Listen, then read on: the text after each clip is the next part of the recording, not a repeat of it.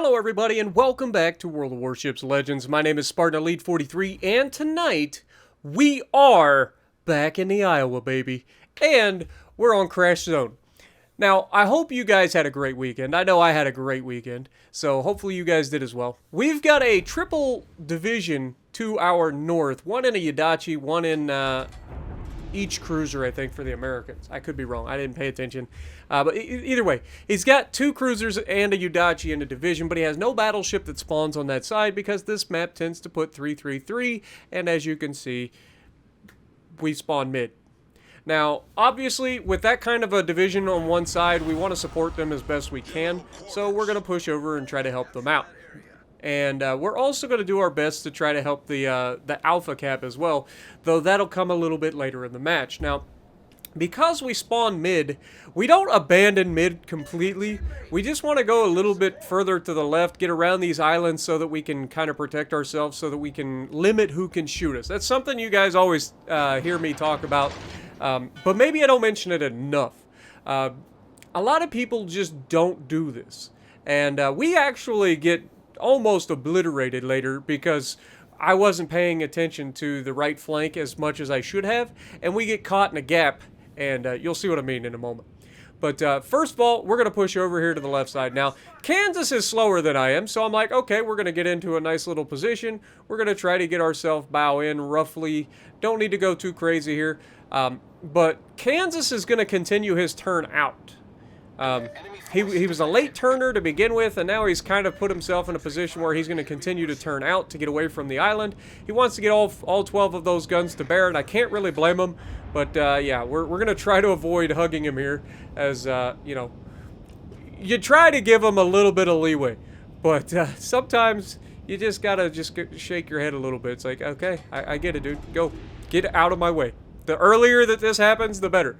Now, obviously, we have Nagato here. He is just broadside and begging for it. So, we're going to aim a little high in case he turns out seeing these shots coming. But we don't get detected initially. We get our shots over the top of our island, and we have a race between the Kansas' shots and mine. Now, he does turn out, so we were correct, and he's going to pay the price as we just punch him right in the mouth for 5 pins and 20,000 damage opening salvo. Now, Kansas again has now turned back inside, so he's right back in our way again. I know, it just seems to be a theme. But that's when I see the Mogami, and I'm like, oh, this is, no. You do not get away with this, Sunshine. You are screwed. Kansas takes a shot, but he fires later than we do. And that Mogami, there's nothing left of him. You don't get away with that, bud. You're in a Mogami. You can't just pull up in front of 2 battleships and initiate a turn like that. It's not going to go well for you. But Iowa then comes around the corner of the island up there, and he's reversing. Nagato is about to go dark. He goes behind the island. Those two are going to just kind of play that island for a long time. We get a shot out on the Iowa, but he actually gets it in reverse, so we're not going to get much out of this. A couple of overpins on his bow plating, I think. But not much of anything. Maybe 4K, I think. Something like that. Yeah, not even that. Just 1 full pin and 1 overpin. But Balti has decided to beach broadside in front of 2 battleships again and 2 cruisers. So not what I would call the best play in the world. But we're going to reach out, see if we can't touch him. Now, this is difficult to kind of figure out where he's going to end up because he's scraping along the island, and at any point he could pop off and go faster or slower, and he takes the slower route, which probably saves his life. If those shells hit a little further back, I'm fairly confident we dev strike him as well.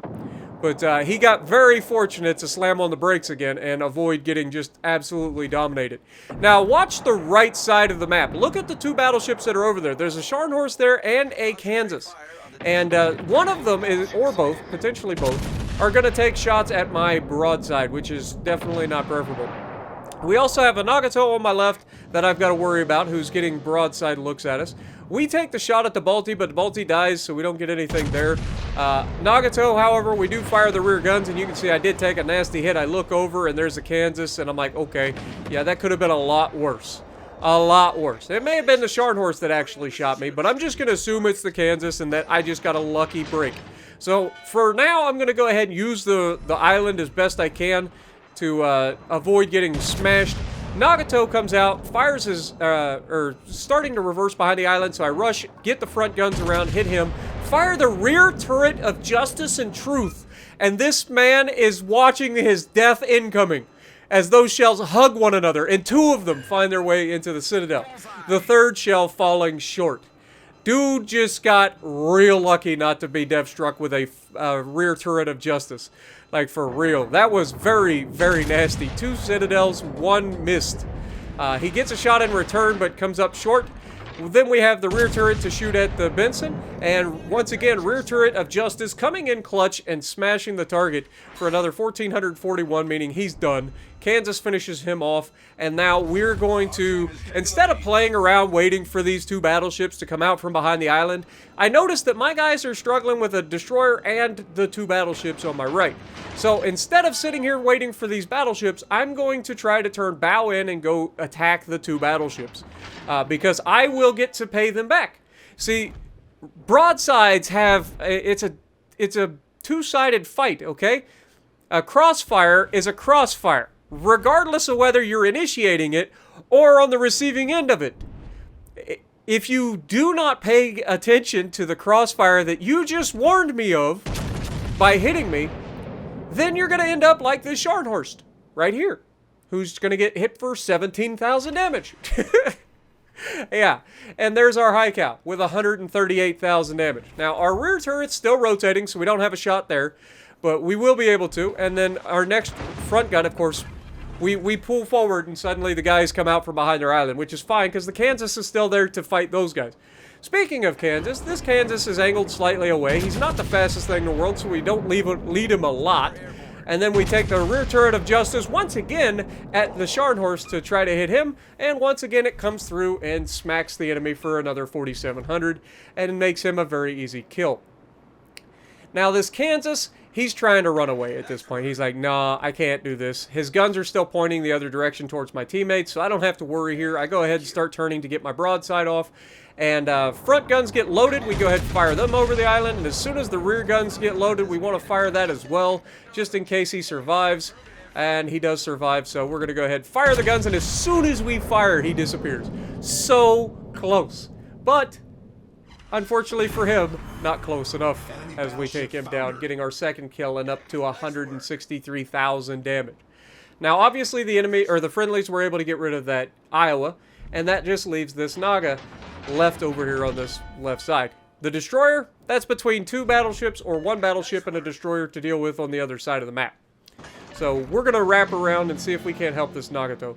He has pretty much given up hope at this point. He knows he's done. He's not winning this fight. There's nothing he can do here.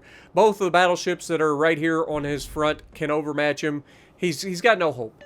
He's also got a destroyer and a cruiser shooting him. So we take the shot, first using the auto-aim to see if we can hit him. And we do get a couple of hits and a Citadel, and there you go. Down he goes. So auto-aim may not work all the time, but when it does, it is pretty nice. Especially for those leading shots of when people are coming out around islands. Because most of the time, they don't see them coming. So a lot of times, they run right into them. I love using auto-aim specifically for those shots that are coming around the islands. Now, sometimes it backfires and auto-aim just kind of screws the pooch.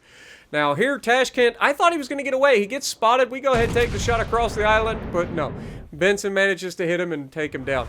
But we had a pretty solid game overall. And as you guys can see, Iowa, clearly a bad ship. 189,000 damage. Confederate, First Blood, High Cow, Dev Strike, top of the leaderboard, 3,000 base XP. Not too shabby. So if you like what I'm doing, punch the like button, leave a comment below, subscribe to the channel if you haven't already, and as always, I will see you in the next video.